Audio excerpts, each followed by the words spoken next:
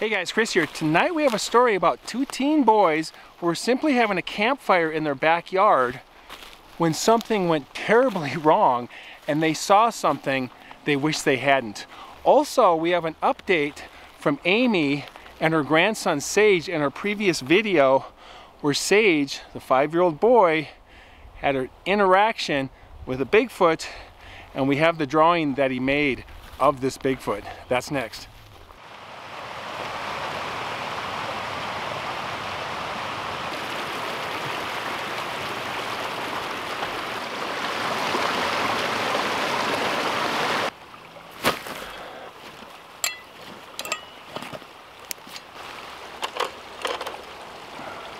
Okay guys, I am in the Sierra Nevada tonight. I got a lovely little stream right next to me, which is perfect to put my beer in. And tonight's beer is called the Shoehorn, and that is a double IPA. It's called a DIPA. I've never heard of that. And that is from the Shoe Tree Brewing Company in Carson City, Nevada. So I'm supporting the locals here. And that thing is pretty heavy duty. It is a 9.2 ABV, alcohol by volume, and that is 1 pint. So I am gonna have more than enough beer for our story tonight. So let's crack this thing open. Oh good, it didn't shake up in my backpack or anything. That's great. All right, let's see if we can pull this off. Oh, look at how rich that looks. It's not amber, but it's very brown amber. It's pretty beautiful color there. Look at that. Pours nicely. I'm gonna do a nice tall pour here. I'm gonna go right out of the can, see what it tastes like.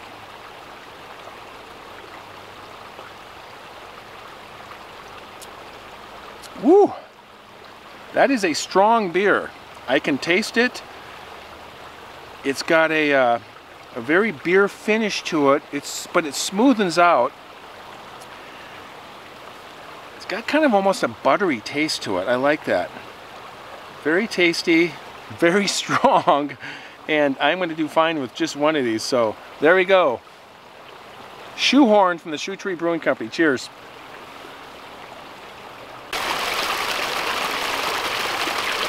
Okay, so we have an update from Amy. In our last video, she had her 5-year-old autistic grandson who had this interaction / friendship with a Bigfoot. And they didn't know this was going on because they thought this was his imagination, the way he was talking about it, and it came together at the end of the story that it was real. And she had some drawings, and I didn't get the drawings until this last week. And I got them. The first drawing is, there's actually 2 drawings. I did not know this. The first drawing, it shows the Bigfoot and how long his arms are. And this was the drawing he did during this event, during this interaction that he had. And he showed it to Amy at this time. He was 5 years old. And you can see the very long limbs, very long arms. And if you look closely at the face, you can see it has red eyes. And I've heard several stories, many stories about Sasquatch at night having red eyes. And I don't know about the daytime. I don't know how that works. Also, if you notice on the left here how small he is in comparison, that's Sage on the left. And then above them are 2 hearts. So if you look carefully, you can see these heart shapes. And that is a child's drawing from 5, but that paints the picture pretty clearly. Now, he did a second drawing at age 8. And he did this in art class. And according to Amy, they had some explaining to do during the parent-teacher conference about this drawing here that Sage did. A little more detailed. And at this point, Sage was really obsessed with Star Wars. And he was really into Chewbacca, Chewie. That's my Chewie. And this was his friend. So he drew this Sasquatch and him, and he had a sandwich that he was handing to the Bigfoot. which is what he did in the story. And also, if you notice, obviously the Sasquatch has, again, red eyes, kind of a pointed head, and very hairy and very large. So that is our update from Amy. Also, her husband said that when he went out into the meadow at the tree line to pick up sage right in front of the Sasquatch before it turned right at that moment. He picked Sage up, put him over his shoulder like this, and Sage cried out because he was upset, and he said, "Bye," to the Sasquatch. And he had to say goodbye to his friend, so that's why it was hard for him. And he didn't understand how dangerous this situation was, and they asked him, and he said, "I just felt like he wouldn't hurt me." And they said, "Well, how did you know that?" And he said, "I don't know, I just knew it. I just knew he wouldn't hurt me." And so they had this connection, interaction in that story. So that is the update for that.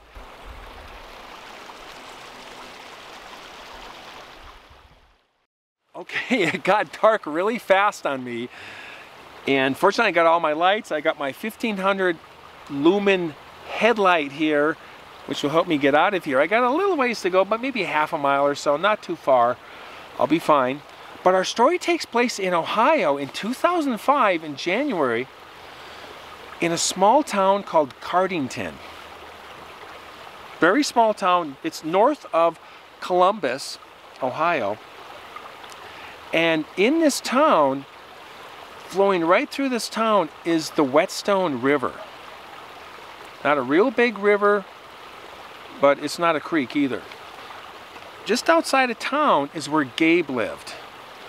And their family had some property right up to the river, backyard, good sized backyard, and it went up to this cliff that dropped off, and there was the Whetstone River down below, about a 20-25 foot cliff above the river.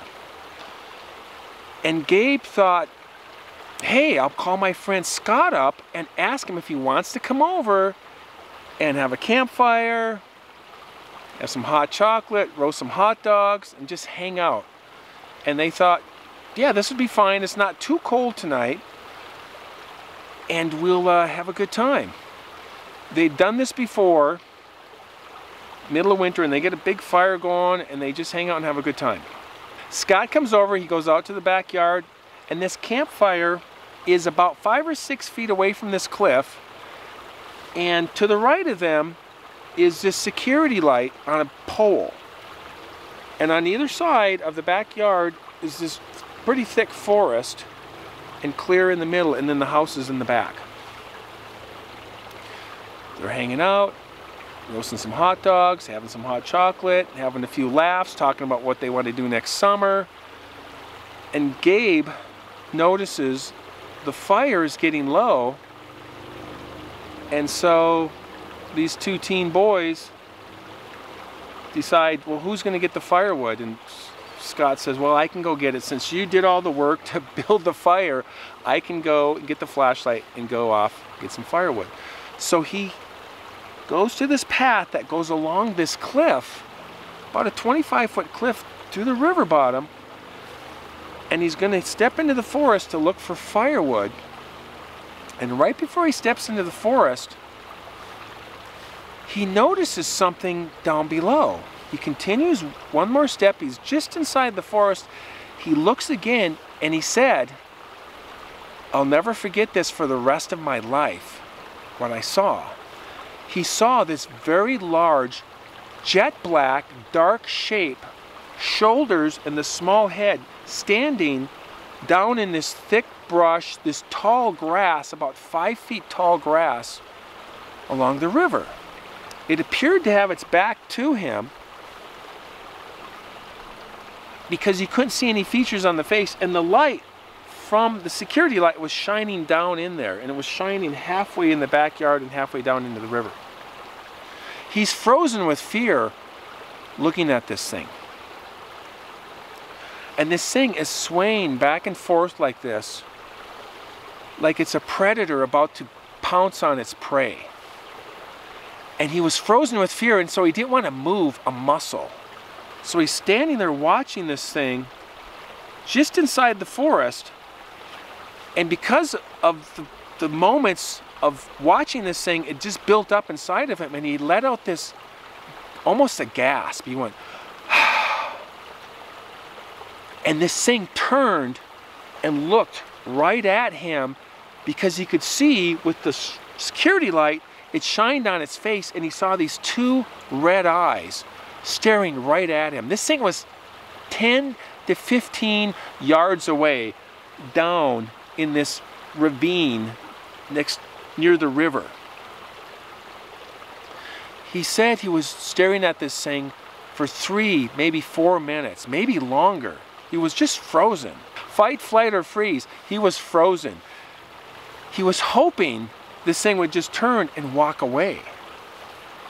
After the 3 or 4 minutes, he finally got the courage up, and he took his left hand and he kind of reached back, and then he stepped back just enough out of the forest so Gabe could see him, and he held his hand up like this, like there's something wrong. Not come over here or anything, but just something's wrong. And he's turned his head, and he's half looking this way and he's half looking this way, hoping that Gabe saw him.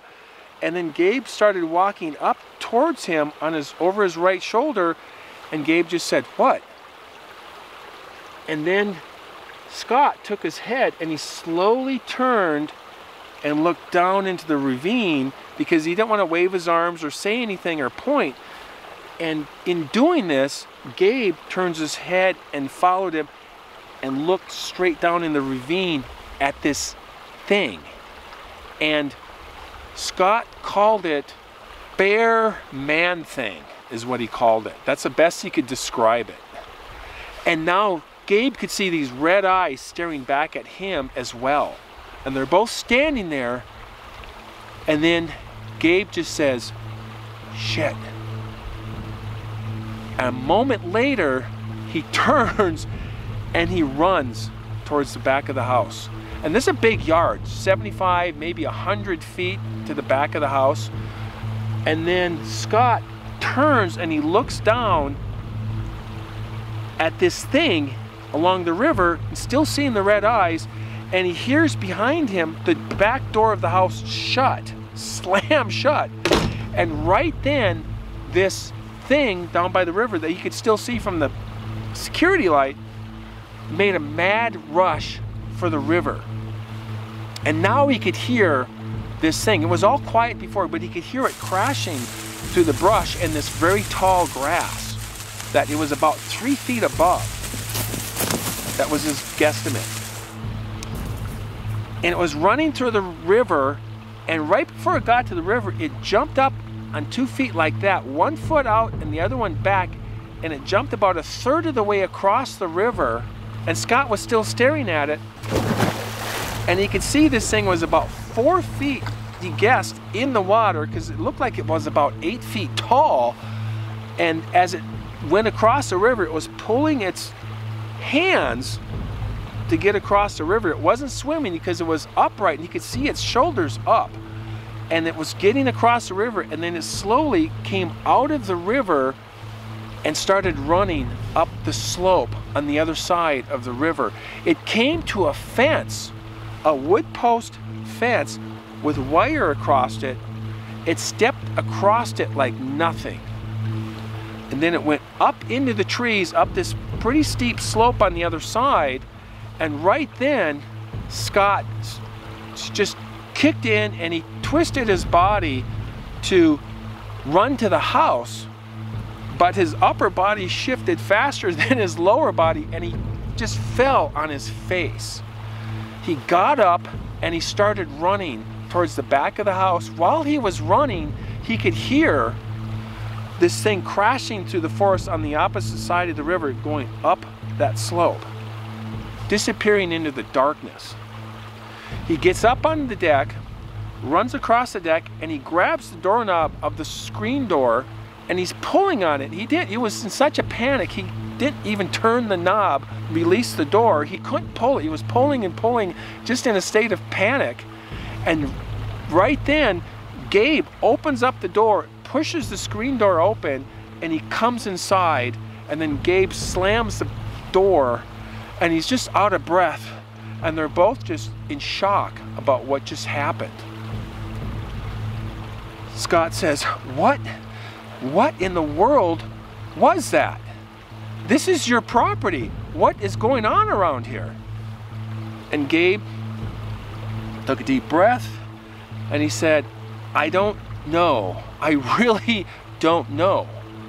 But the last 2 months, late at night, while I've been sleeping in my bedroom, back of the house, right over here, I've heard this really weird sound. Middle of the night, 2, 3 in the morning. And he said it sounded like a wolf howling and an owl screech, an owl screeching. This high-pitched howl ending in this almost a scream. Really freaky. Scott said, okay, I think we're done with the campfire for a while. Interestingly enough, about a week later, Gabe, Scott, and one of their friends from the high school got together at night, and they got some flashlights, and they went from Gabe's house, they followed the river downstream, went across the bridge, and they came up on the other side, right about where they saw the Sasquatch disappear into the trees that night, the week earlier. They came through the forest, all three of them had flashlights, came down this pretty steep slope. It wasn't a cliff like the opposite side, but it was a pretty steep hill, and came towards the river, shining. They were looking for any kind of sign, broken tree branches, and near the river, they found 3 footprints. One of them was near the river, and it wasn't quite as defined as the other 2 because they had more water in it. It was closer to the river. The one in the middle, a little farther up, really good stride. 4-foot stride or so, maybe more. It was a huge stride. And they found a really clear print in the mud. It had dried somewhat. It was because a little farther away from the river. And then they found another one above that, 4 or 5 feet away. Grass and mud, kind of somewhat dried, but very clear in the grass. And then it kind of disappeared in the rocks and the brush from there. Scott said it was about 16 inches long, 7, 8 inches wide maybe. Really incredible. And they're standing around looking at the middle footprint, and they got lower to it, kind of like I am here. You know, I got lights, and I'm low, I'm looking at something, and then it's all dark around you. And then they had this really bad feeling, like they felt really vulnerable. They didn't hear anything, they didn't have a feeling they were being watched, but they just felt like, you know what, this isn't the best idea, since we found these enormous footprints and we know what made them. And so they quickly left, went up, and got up to the road and went down back to the bridge and went home. And that is our story from Ohio for tonight. So there we go. And now I am in the dark with just my lights to survive with. Fortunately, I got this light. Let's see, this thing gets really bright. Look at this. I can shine way back there behind me. Oh my gosh. So I better get going my own self, because you never know what's out in the forest at night. So I don't know why I'm laughing, but I am enjoying this beer tonight. So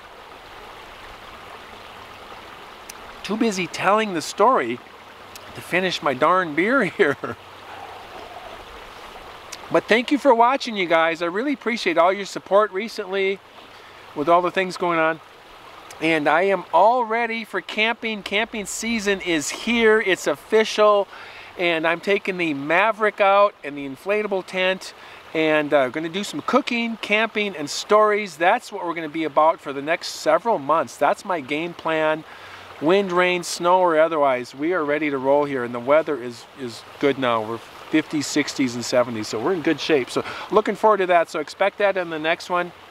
If you guys like these stories, the strange, unexplained, and things that go bump in the night, please like and subscribe. That always helps me out. I really appreciate that. And with that, I better get out of here. So, all right, thanks for watching. We'll see you next time. I'll take you guys on the hike out. So, all right, keep hiking.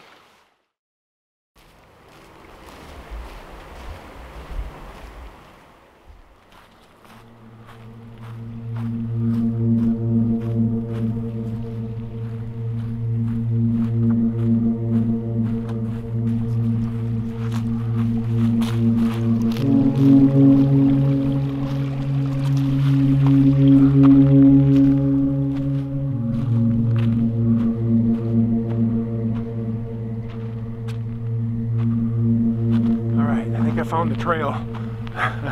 Finding the trail is a good thing. That is a good thing. Go up this steep slope here.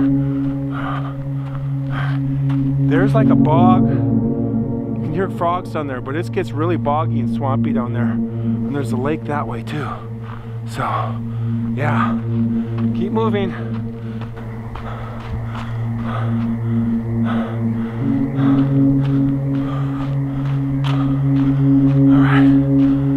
Down towards the creek.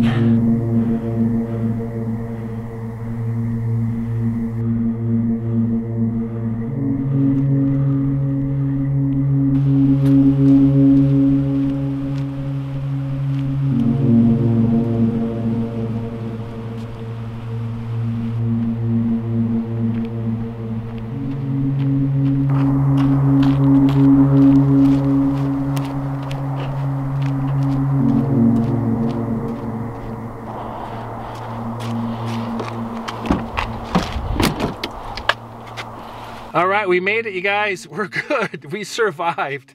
It wasn't too bad. All right, we'll see you at the next one. Thanks for watching. Keep hiking.